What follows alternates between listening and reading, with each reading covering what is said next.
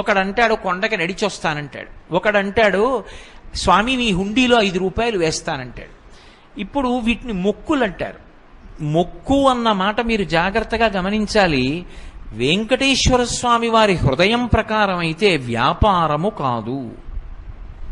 అది పాపము వలన దుఃఖం వస్తోందని వాడు తెలుసుకోవాలి. తెలుసుకుని పిలిచావు పరమేశ్వరుణ్ణి, ఆయన ఏం చేస్తాడు? నేను ఆదుకోకపోతే ఎవరు ఆదుకుంటారు లక్ష్మి? అందుకుని ఉంటాను ఈ కలియుగంలో వెంకటాచలం మీద. ఎవడు ఎక్కడ ఎంత మౌనంగా లోపల లోపల పిలిచినా నాకు వినపడుతుంది.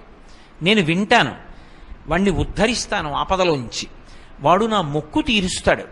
ఆ డబ్బు పట్టుకొచ్చి నా హుండీలో వేస్తాడు. నేనేం చేస్తానో తెలుసా?